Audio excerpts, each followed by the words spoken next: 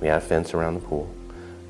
95% of the time that pool is covered with an automatic cover, so nobody can even get in the water, and it's locked with a key that's 6 feet off the ground.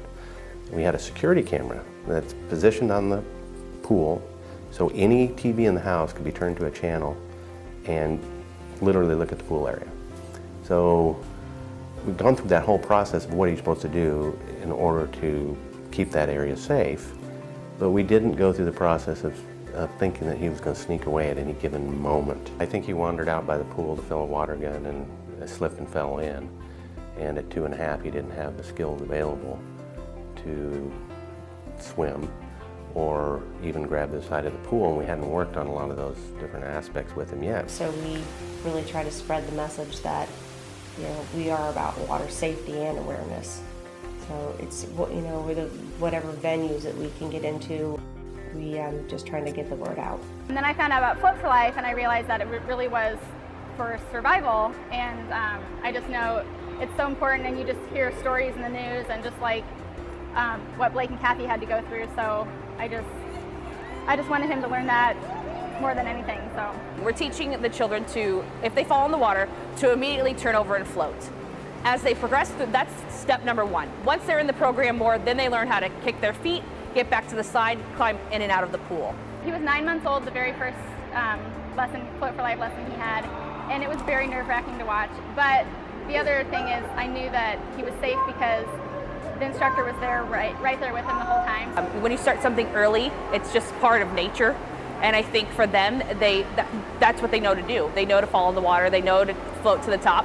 It's not without, you're seeing the end result here. At the beginning, there's a lot of crying. I about cried the first time. It was very hard to actually put your kid that's screaming into somebody else's hands in the beginning because he didn't want to go, but I kept telling myself that it's better than him drowning, and it's kind of like getting shots and things like that. It's something they have to do for their well-being, and he quickly got over that, but it was a little difficult in the beginning. But we all know as parents and as instructors that there's an end result, and it's floating, it's being safe, it's making sure that they have a few extra seconds that they wouldn't else have other time. They don't panic, and we've given that time. So swimming and learning how to float is definitely something that is not an optional thing. It's not like going to dance class or taking piano. It's definitely a life skill that I think is very important. So if something does happen, they can stay alive for you.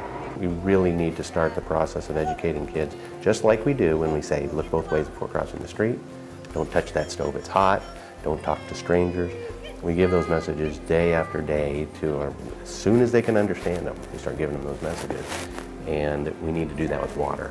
I feel very fortunate that Lincoln has this program and that we're able to put Vincent in there, and I just hope more and more parents put their kids in lessons like these because I know how important it is. I think the very first lesson when he came here, he really didn't know what he was doing, and crying as soon as he got into the water. And I think to go from that to today, where when he falls into the water, he basically pops up and knows what to do and is able to keep his head up and float, I think is very remarkable. We hope through education in 2 different ways.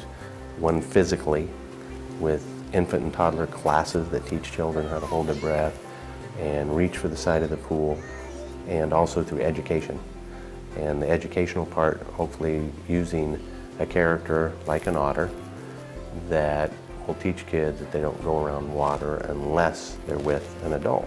They just light up when they are in the book reads, and we have a large book that we bring out. It's like a 4-foot size book, and do book reads for kindergartens and first grade classes and daycares, and the kids really connect. It's just getting the children to be involved in the book, and they really love it. I hope that through the foundation and what we're doing in the education side of it, that we're going to save a few Joshuas out there. And in Joshua's name, that other families can avoid having something like this happen to them.